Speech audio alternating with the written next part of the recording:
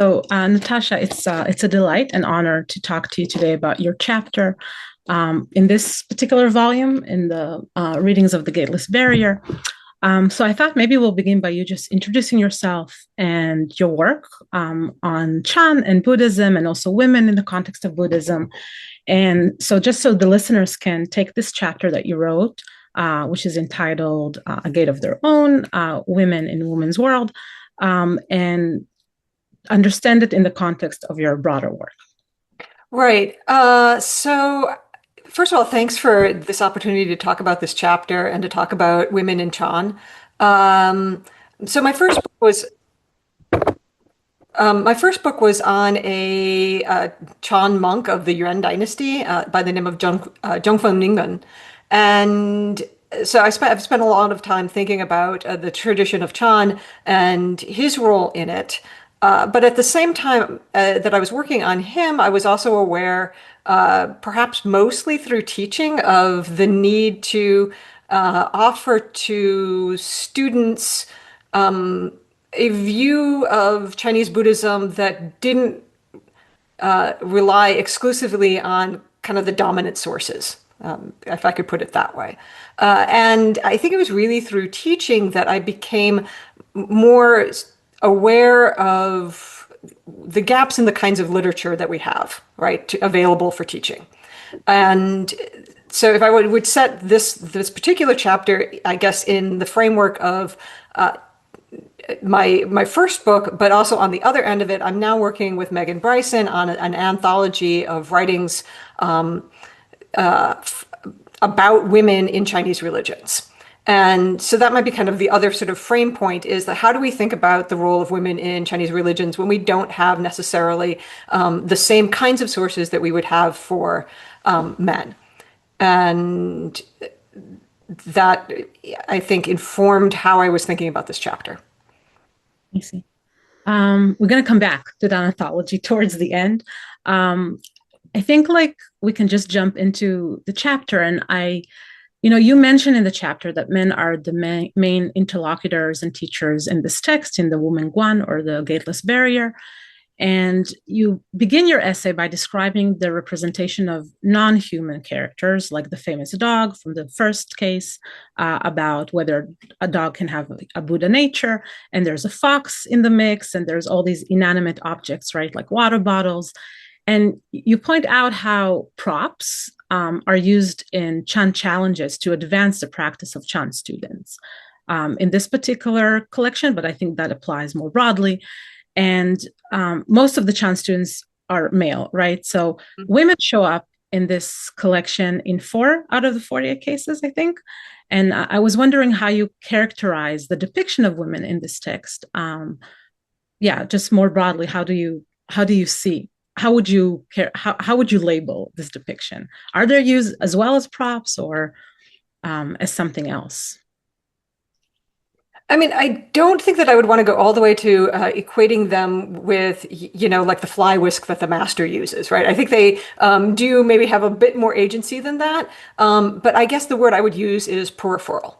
That they are not at, and so in the sense that maybe props can be swapped in and out, that it doesn't necessarily matter all that much whether or not you're using a fly whisk or a bowl to make a certain kind of point.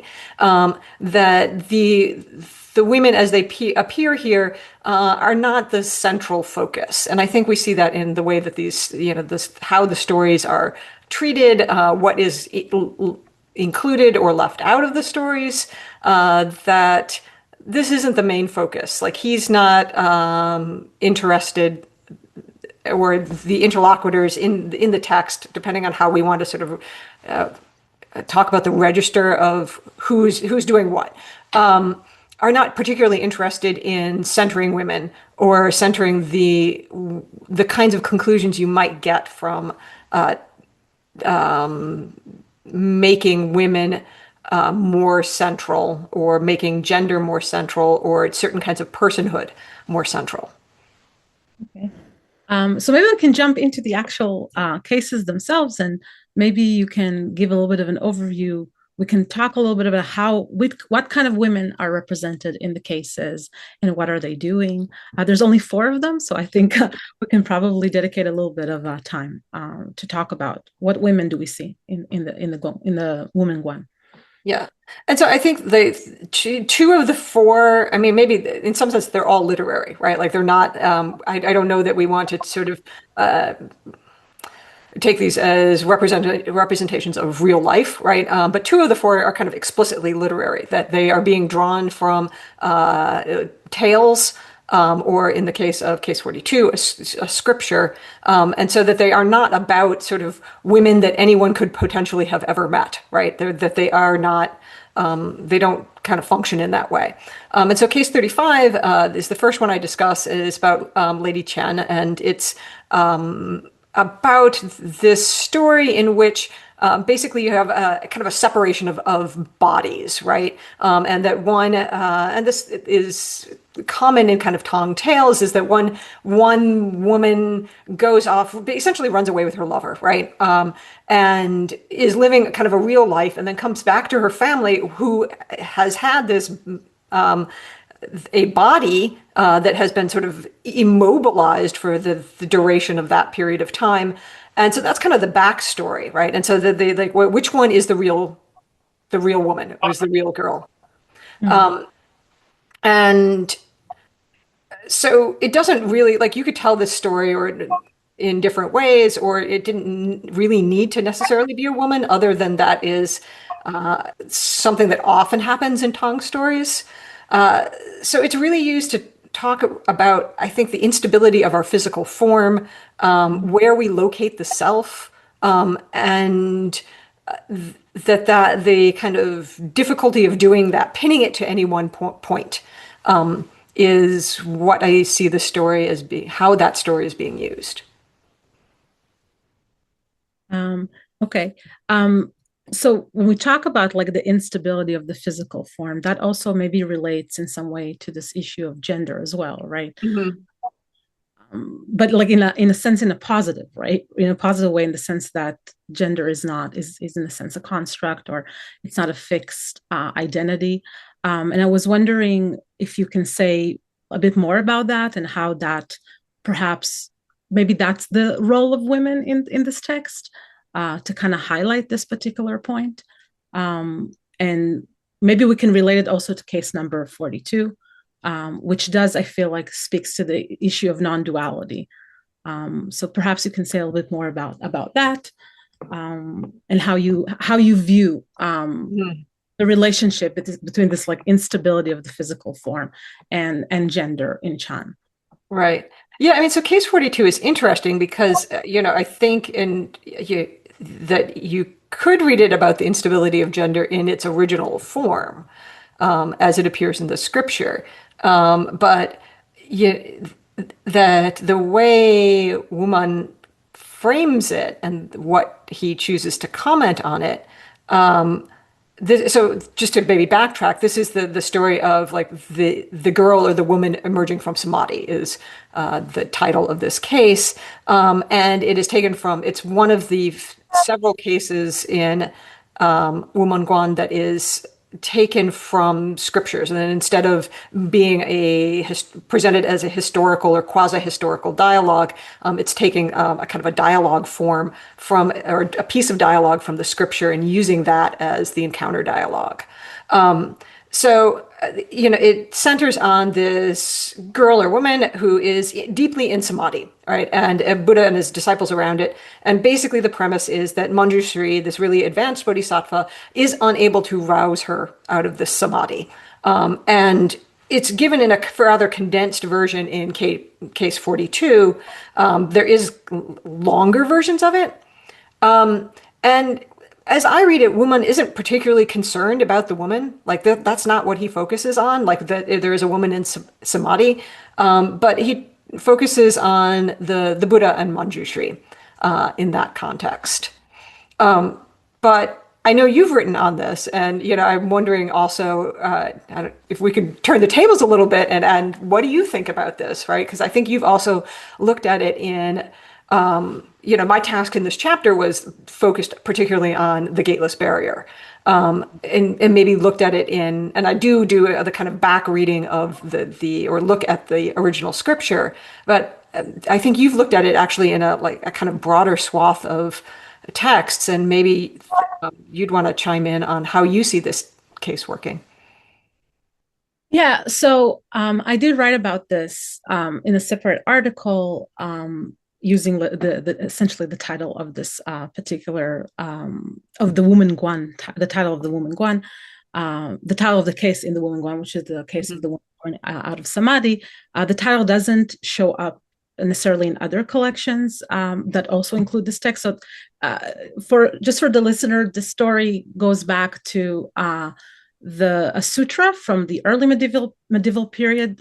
It's the English title will be something like the Scripture of the Collected Essentials of All Buddhas, or the Chinese is the Jufo Yao Jing. It's a sutra that was translated from Sanskrit by Dharmaraksha or Jufahu, and it's in the text itself. The woman has a name, right? It's so the text has two fascicles, and the whole what's really interesting about this particular sutra is that the second fascicle that focuses on the story of the woman um, was disseminated on its own throughout all the way to the song, essentially throughout the I guess the transmission history of the sutra in China. And in this story, she is very powerful, right? She's a powerful female practitioner. She has a name named Li Yi. I think you translate it as uh, was it free from thought or and I think maybe I wrote something like free from deluded thought, but it's this idea that she has a powerful mind and she's deep in samadhi. And Manjusri, she bests Manjusri, right, both in her practice and in the dialogue. But by the time we get to this Gong An in the song, we see a reduced version of this woman. I think the earliest recording of this case is in the Jingde transmission of the lamp, or the Jingde Chuan de Lu, and then it comes again in this other anthology that I looked at, which is I think maybe later than the Woman Guan, originally maybe written in 1175, but then expanded in 1295. This one is called the I think the name is something like the Comprehensive Anthology of the String of Pearls Verse Commentaries of the Chan lineage, right? It has all these anthologies have very big names. And in that particular anthology, it shows up also with verses. So my article kind of traces the change in her image throughout these different texts. And I think the argument I made was something about the reduction of her agency, uh, in the case itself in comparison to the sutra, but then a kind of partial revival of her agency in the verses that were written about the text that are also anthologized in this anthology that I worked on, and then this Chan anthology that I worked on. And so I find I think I did characterize her usage in the case, this particular one, right? Not speaking about the other women in the Woman Guan, but this particular case as a kind of prop, especially if you compare it to the sutra. Um, but I'm interested in the questions of why, like why the story ended up in this way. And these are questions that, of course, are very difficult to answer, right? They interest me, but these are not questions that we can necessarily pin down and give an answer, or give like an accurate reason for why these stories change the way they do, and why people choose to adapt certain parts versus others. But Yeah, can I jump in? yeah. It seems to me that as I'm listening to you, like that one of the points that I think emerged really clearly is that people knew the original scripture, right? Like this wasn't like an obscure sort of passage that people wouldn't have had, like that you'd have that it would be only experts or like a kind of. I mean, I guess it's hard to know what people knew, but this was not an obscure No. like backwater little sutra Yeah. thing, right? Like this was, as you said, pointed out, right? It's circulated separately. This was a well-known text, right? So it's not like, and so then I think we can actually read the case 42 as being a little bit more deliberate, like, and maybe I don't know if I would go all the way to prop, but that there is a deliberate choice being made here, and that deliberate choice would have been heard by many of, or read by many of the audience, right? As choosing where to focus in the story. And it's choosing not to focus on this very powerful woman and what she might represent in terms of practice, but on the dialogue between the men. Yeah, and I think it's right. And like just to give the listeners, I think it was well known because it's just recorded in this, the treatise of the great perfection of wisdom, the Daja Dulun, which is a very famous kind of comprehensive encyclopedia-like text, and then recorded again in several Buddhist catalogs in the Tang. So I think whoever composed this gongang originally, because it does show up before the Wumen Guan and before the Lianju Tongji, right? That the later the kind of song slash Yuan anthology. Um, so people were obviously the writer. I think the writer was aware. Whoever sourced it was sourced from somewhere. But I have to say that already earlier in the treatise in this encyclopedia text from the Sui dynasty, sorry, not from the Sui, for the 5th century. It's already kind of the story has already changed somewhat by the time we get to this encyclopedia. So who made the changes? That's a very difficult to trace and give a reasoning to as why. But I think the reason I would, and it might seem a bit of an obvious reason, but I would think that for the Chan case, it was mostly because Chan is kind of hyper masculine. It's mostly male masters and students. And so taking the story in a way that will resonate with male students makes perfect sense, right? In the context of Chan. Mhm. I think that's what I landed on eventually, eventually. But yeah, I do wonder, these texts, they do travel, and there is, I agree with you that there's definitely intention in how they are adapted. Um, okay, so I think we can, like, I don't know if you want to go over like some of the other cases that we have, because we have two that are literary women, right? Literary in the sense that that sourced from literature, Buddhist Right. literature, and then we have those women that live in the time supposedly of Yeah. the site, right, of the Chan, Right. characters, right, in the time of the masters in the song. So what about those women? What do they do? How are they different? Right. And so those like it's two cases, right? Case 31, that there and both of these are grannies or old women, right? And I think that's important. And just to emphasize again, like these are represented as if they are real people. I don't think we have any, like we don't have access to that. But we don't also have necessarily any reason to disbelieve. Like we have to sort of be agnostic about that. And then there's a commentary to case 28, which is this famous case of where they're kind of reciting this other encounter of a woman selling refreshments, and Doshan asks her a question, and she quotes the Diamond Sutra back to him and kind of one-ups him in that way. And in both cases, that there's, I mean, I think there's a kind of a clear one-upsmanship in that one, and it's a little bit less clear in Mount Tai, especially or the road, that the first case 31. I think that one's a little less clear. But I guess what I would want to emphasize in both those cases is that we are not getting, we're not getting a nun, right? Like this isn't a Buddhist, they're not representing a Buddhist nun in some sort of encounter there.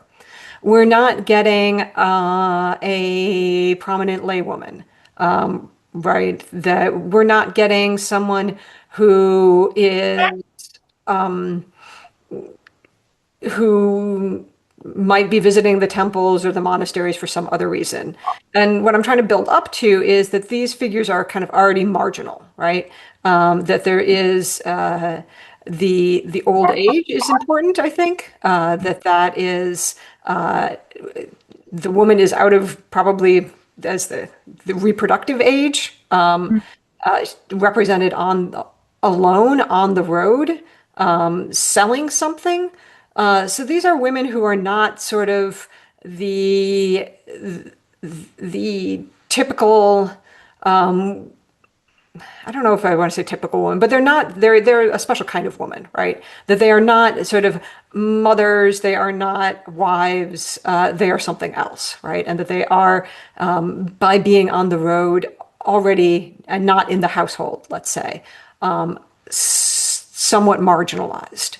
And I think that probably the implication of that a woman selling refreshments is probably socially and economically marginalized, right? Like this isn't someone who has is drawing on family support, perhaps, to make her way in the world.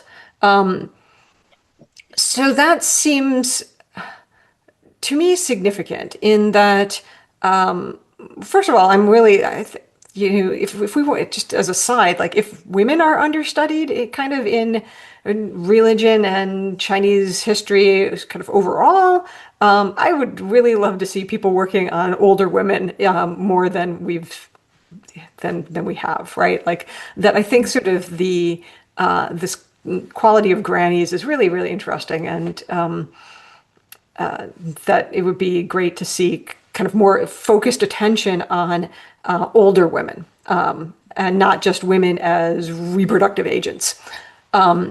So that's kind of a long way of saying that if you were trying to center women as potential practitioners, I don't know that you would choose grannies to do so, right? So that it seems like this is another way, and you could read this in a couple of, two different directions. One is that the being challenged by a marginal figure, like a woman who is also marginal, kind of ups the ante in that kind of challenge. But you could also read it as a kind of deflection. We're not dealing with the kinds of women who might actually come to Chan, most likely. Mm.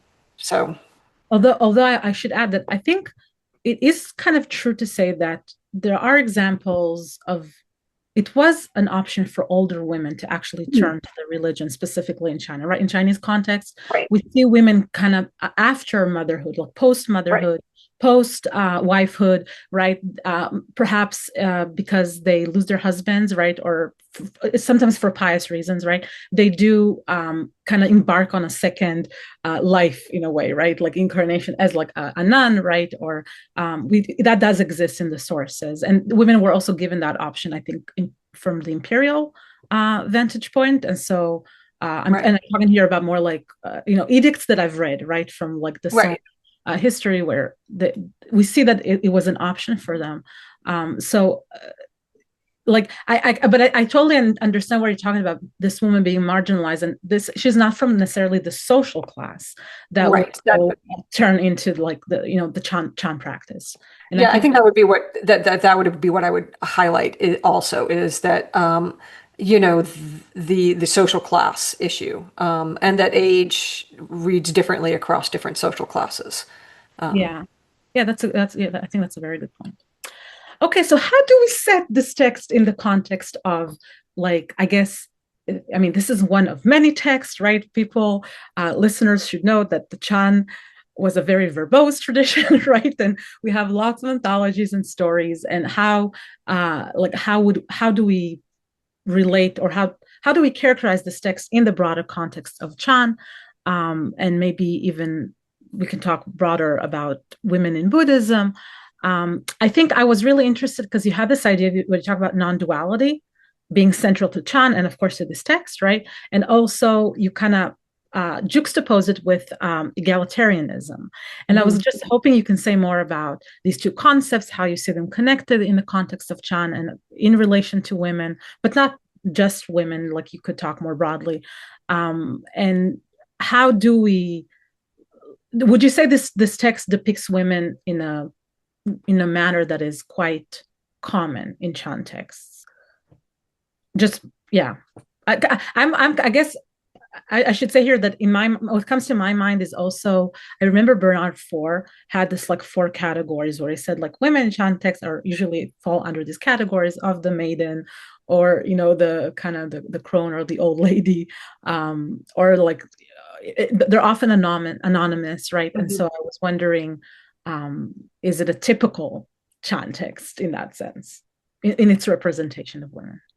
Yeah, I mean, I think that's fair to well, so I don't know. I think it's a what I mean, what is a typical Chan text? So I mean, I think it's typical for this kind of text. I think that you'd use the phrase or the word hypermasculine, right? And that is a way that lineage texts are predominant, or they have to be male focused, right? Because they're about transmissions. And so I think we want to be specific about what kinds of Chan texts we're talking about. I do think that if we are looking at sort of the dominant tradition of Chan texts, that it would be fair to say that this is not an outlier in how women are represented. That this seems to be a kind of mainstream position. It's not too unusual. And I guess, you asked about sort of egalitarianism or non-duality, that like obviously, right, Chan provides resources for, and actually just Buddhism in general, for making that argument that paying attention to the external forms is really kind of missing the point. Mm, And that those external forms, as they are like socially and economically conditioned, are ephemeral assemblages that have no real purchase on reality, right? mm, So there's a kind of tension between the work of genealogical lineages and texts that are trying to promote those, and what we might want to find in doctrine that would point towards egalitarianism or the fundamental unreality of gender or sex. mm. I think it's also, I feel like there was probably also some kind of awareness within the tradition itself, because as you examine these genealogical texts throughout the song, you do see the number of women recorded in the genealogical text, right? As inheritant, as ones who inherited the tradition, right, and became masters and abbesses, etc. You do see an increasing number of them throughout the song, so it feels like there is some kind of, I mean, I don't know if we can make strong claims about this, but it appears that there is some kind of inherent awareness, and the tradition is kind of aware of itself, uh, Awareness of like the awareness potential. of women's position in Chan, and this maybe this there is some kind of like um, understanding.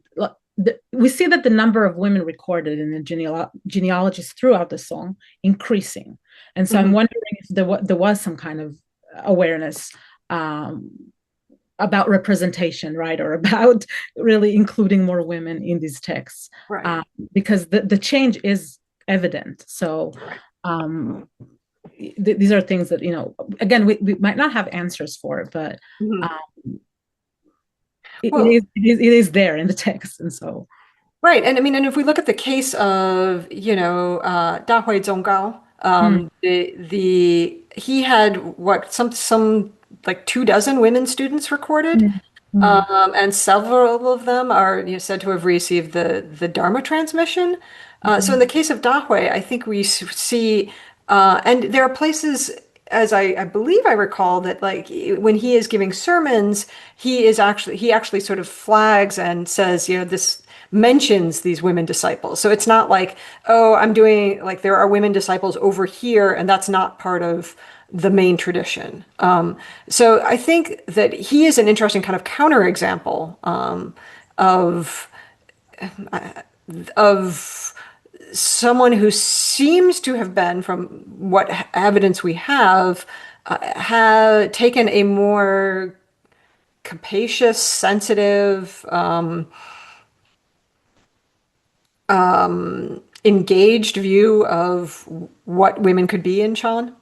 Hmm. Yes, and I think similarly, I think Yuan Kuqing also had some female students. So I think there are definitely some Right. women, and this is why I'm like talking. Like this goes back to the beginning of your statement at the beginning of the article. This text, in fact, doesn't represent women's participation in Right. Chan. Right? Like it speaks to certain maybe like maybe tropes about women, or it makes certain usage of women's images, but we shouldn't really take it as representing Mhm. women in the Chan tradition more broadly, I would say. So, I mean, and I wonder if we can like kind of pull back and recognize that, you know, that we're only getting from this time period, right? Like just like kind of a very small selection of what must have been kind of circulating that gets written down and transmitted, right? And that we know at this time that if we were to pull out more broadly from Chan to just the literary tradition, that we would see something that wasn't too yes. dissimilar, right? That if we were to sort of like, so that I think it's important to be that the problem of locating women's voices Mm, in Chan is not a special problem to Chan. It is a problem of, let's say, the Song Dynasty. And the our ability to get a hold of transmitted voices and look at them and be able to read these texts now is there's not like a one-to-one representation between what we have now and what was going on, right?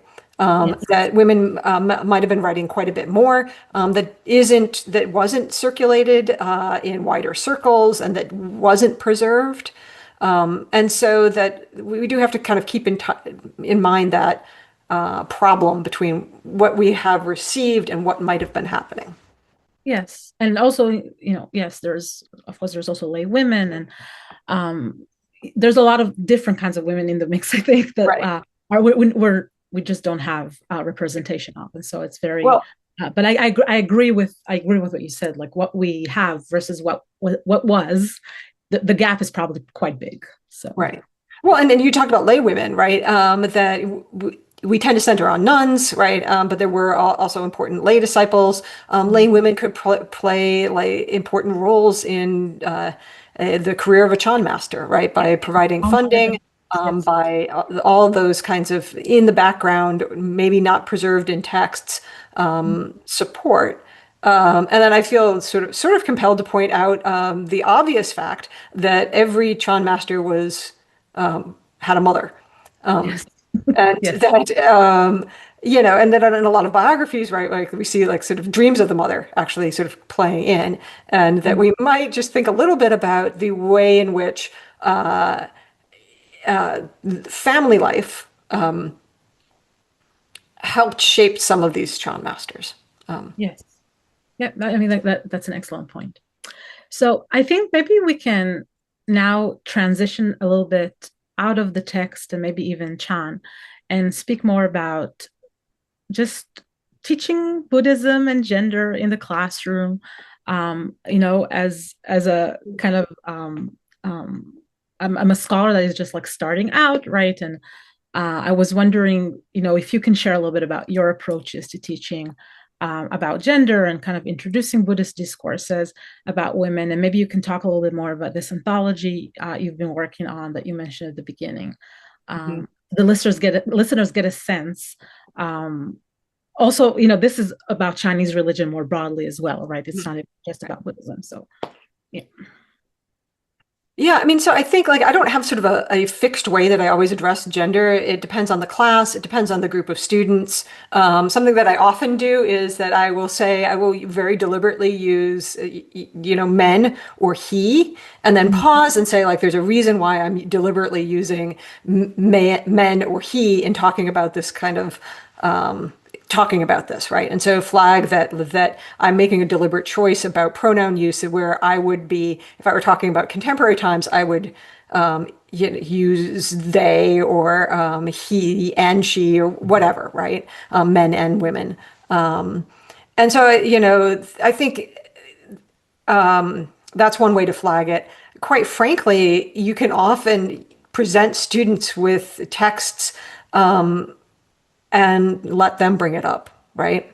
And I think they can, they'll notice when gender seems to be playing a role, and that they will raise it, and then that can be a way to open the discussion.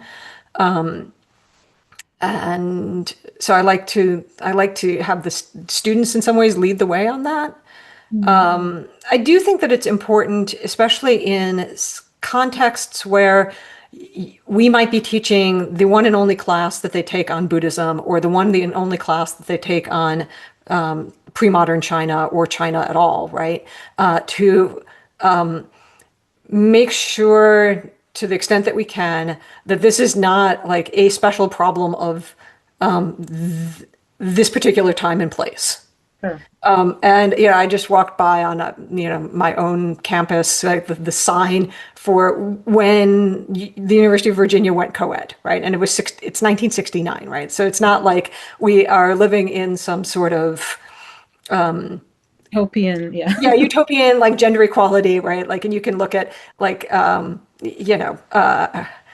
most our legislatures and so on and so forth, and see that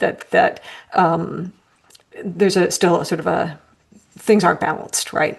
And I think that is important, that we don't want to be like, oh, look, it's them over there that have this gender problem, or a problem between the equality between the sexes. It's not them over there. It is, a more widespread phenomena. Hmm.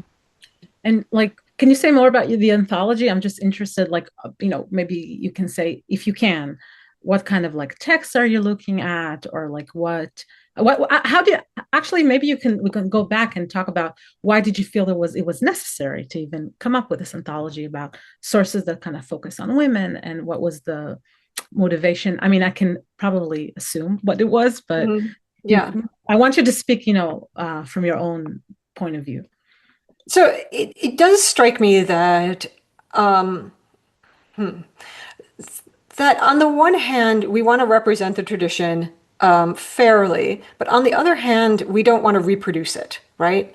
And so if we think about the ways in which we've just been talking a little bit about how women's voices may not have come through clearly because of kind of historical conditions, right? So I don't think that we should be looking for spots where we can sort of pause and say, hey, what would have been a different kind of perspective on these materials? And I think that that a lot of the textbooks or the materials that I was using were really focused on a kind of male tradition, right? And so then there's this problem where you have to sort of hunt around and find the women to insert otherwise. So we actually had this kind of idea that, well, what if we just flipped it on its head? Like, why couldn't you tell the story of Chinese religion not from the perspective of like what were women's roles?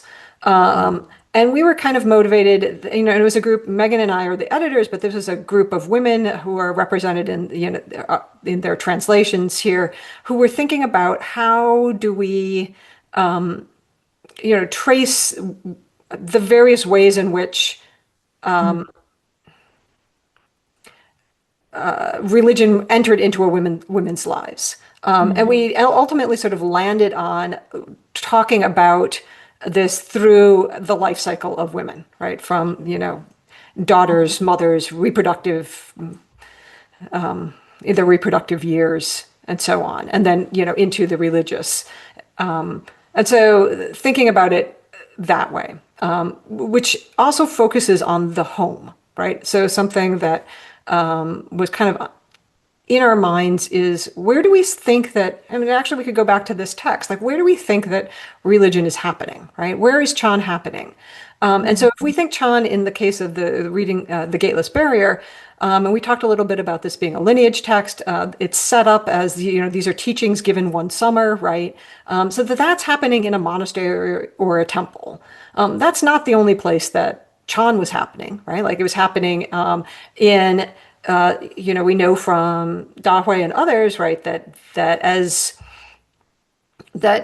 Chan masters were having encounter, like Chan teachers were having dialogues with women, lay women, exchanges of letters and so forth. So that if we could kind of shift our focus from the temple and the monastery Mm, to other sites of religious practice, that it might be another way of thinking of how religion happens in China. mm. Okay, that was great. I'm really looking forward to putting my hands on this anthology. I'm looking for it to be published. So, Natasha, I think maybe there's a place for us to talk a little bit about historical change. We've mentioned, or like we talked about how we know that in the Song period, the time that the Gateless Barrier was written, we don't really have a lot of writings about women. You've mentioned this, and but by the time we get to the Ming and Qing, we do know that the historical context is such that there is an explosion of women's writing from this period. This is from we're talking about from roughly like 15th century all the way to the late 19th century, right, with the end of the final dynasty. And I was wondering how you see this historical change, and the way we like it kind of moves us from representation of women to more voices, more text written by women, by religious women, or by women about religion. And is that also represented in the anthology that you worked on with Megan Bryson? Right. So, I mean, if we can kind of take it back a little bit to Chan, right? I think you'd mentioned that we see the increased. We could probably read over the course of the Song Dynasty an increasing number of women being represented in our Chan sources, and I think we should flag that that's really true for that later imperial period, right? If we're just focused on that later imperial period, and I think of we were talking about teaching, that Beata Grant has translated all these poems by nuns that are really useful for the classroom. You have to sort of accustom students to reading poetry, but we do then have these great women's voices, and there is a kind of historical trajectory to that that maps, of course, onto a rise in women's voices in literature, or women's collections in literature. Which is a product, it's not like women's voices magically appeared, right? But it is a product of other kinds of changes, including the ease of publication, right? That we actually have lots more sources of all sorts for that later period. And then I think the other part of your question was about representation. There's voices of women, and then there are representations. And so, still in the anthology, and I think still we always have this kind of challenge of most of our sources are about men, but how can we, even within texts about that are written by men about women, when do we hear their voices? And we do hear their voices. Sometimes there are things that represent direct quotations. A woman said this, like that there's a funerary inscription that will quote what a woman said, or wife or mother said. And so that's the one place where at least a male voice is representing what women said. I mean, with all the problems of how do we know that's a valid representation, but it was a representation that seemed of a woman's voice that seemed plausible to the people writing and reading it. And then the women's voices themselves. And you're always kind of working, I think, back and forth across those, because the dominant tradition was a male one. Mm. Okay. So I think we can probably wrap it up here. I want to say just thank you so much for doing this, and I feel like it was really illuminating, and I love talking about this particular these topics, and so because there's just my research is obviously related to it, and Yeah. so yeah, it was really a real pleasure, and yeah, I just hope like students are gonna enjoy this particular volume, and yeah, I will. Yeah. I'll see you around, I guess. Okay. Yeah, I mean, thanks so much for doing this, and for your questions, and for the back and forth and the dialogue that we've been able to have this morning. Okay. Take care. Bye. Thanks.